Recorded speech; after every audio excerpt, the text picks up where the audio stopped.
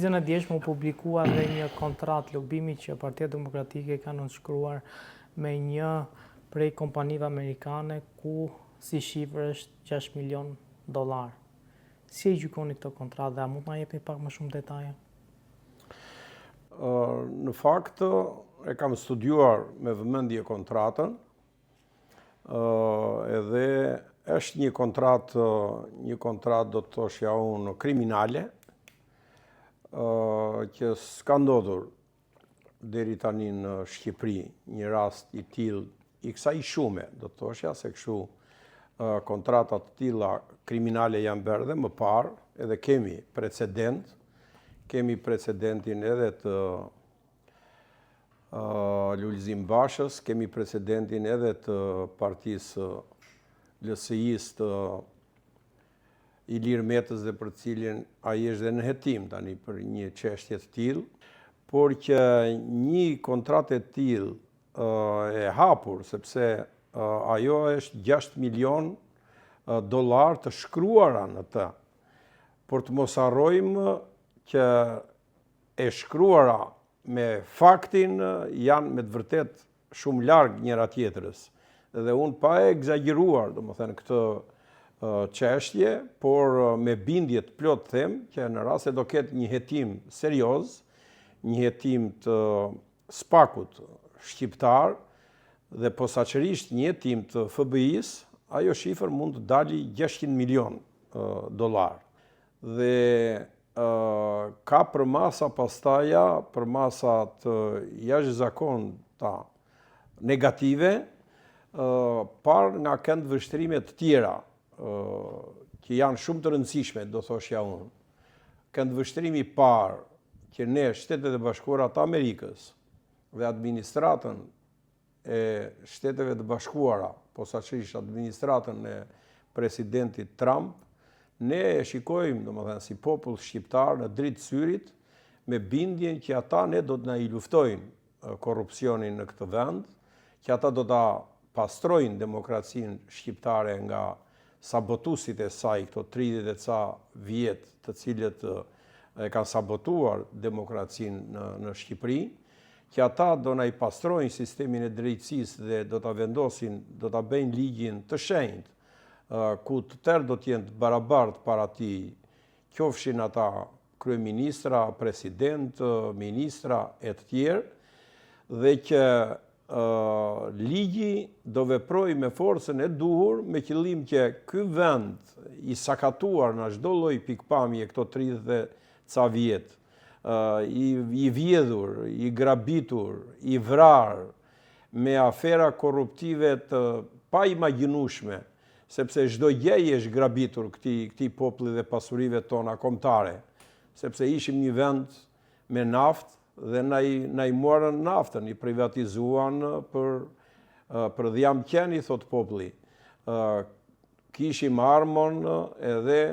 e vodhën, domethënë, edhe tani nuk e kemi më.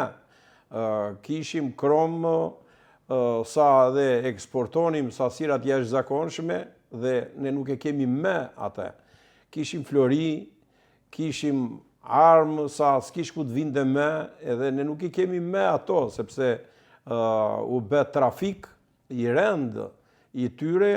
nga familja e ish kryeministrit Berisha, por edhe nga bandit tjerë të organizatës kriminale që ai krijoi, derisa për ta bërë këtë korrupsion nuk ursyen, por dogjën njerëz të gjallë atje në Gërdec, 26 prej tyre vranë, përveç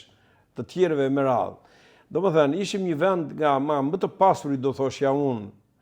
të Ballkanit e të Europës për nga pasuritë që kishim, por që u vodhëm,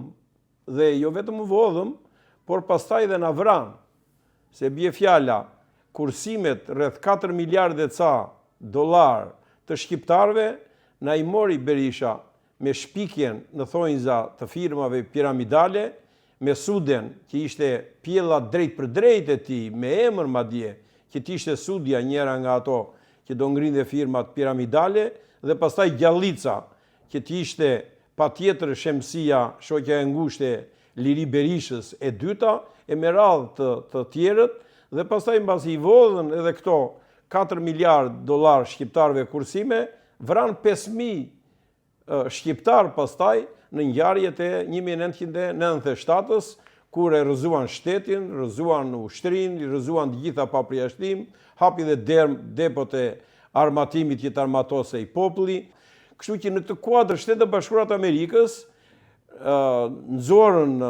dhe shpallën jo vetëm Sali Berishën non grata, por gjithë familjen e tij, e cila ishte pleksur në krime të rënda, në afera të rënda korruptive. Kështu që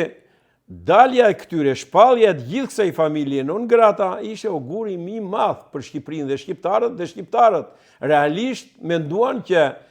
më në fund ky vend tashmë, domethënë do bëhet me demokraci. Edhe vlerësuan që demokracia e këtij vendi nuk filloi në dhjetorin e 90-s, po do fillonte me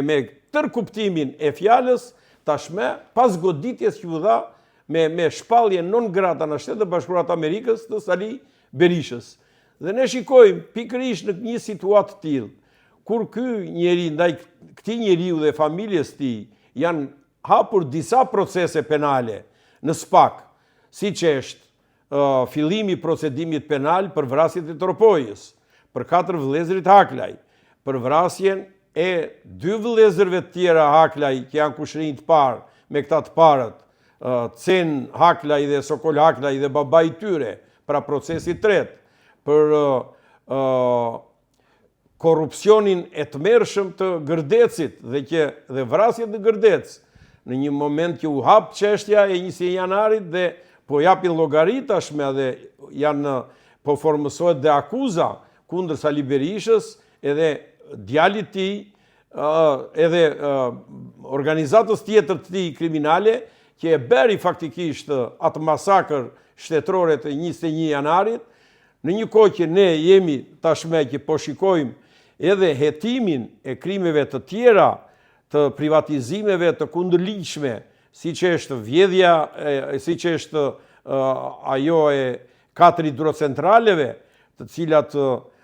ju vodhën hapur Shqipërisë edhe shqiptarëve dhe ju dhanë një firme turke përsëri, domethënë, në mënyrën më poshtruese, do thoshja, sepse fitimi i tyre për çdo vit ishte 10 milion euro dhe shqiptarët paguan edhe 20 milion euro që i riparuan ato hidrocentrale dhe pikërisht në momentin që ti merrnin vetë këta 10 milion euro në çdo vit, këto 10 milion euro i merr kjo firmë dhe i ndan me familjen e Sali Berishës dhe të Ilir Metës. Dhe pra në një situatë të tillë del që për të fituar sa më shumë vende në kuvendin e Shqipërisë dhe për të hequr këtë turp të madh, pra këtë njollë të tmerrshme që ju vu Sali Berishës me shpallje non grata, me akuza nga më të rëndat, domethënë që nuk ka akuza më të rënda se sa ato 3 akuza që i bën këtij nga Departamenti Amerikan i Shtetit kur e shpallën non grata, dhe pikërisht ai në këtë moment kërkon që me lekët që u ka grabitur shqiptarëve, ai arrin që të laj mëkatet e tij, të laj non gratën e tij në Shtetet e Bashkuara të Amerikës me këtë kontratë famkeqe që dukja është 6 milion dhe që është, domethënë, shifër maramendse në pikpamje të një lobimi, por që u thash juve që nuk e shkaq, por është 600 milion, në një situatë të tillë, pra, në një situatë të tillë që është me të vërtet alarmante,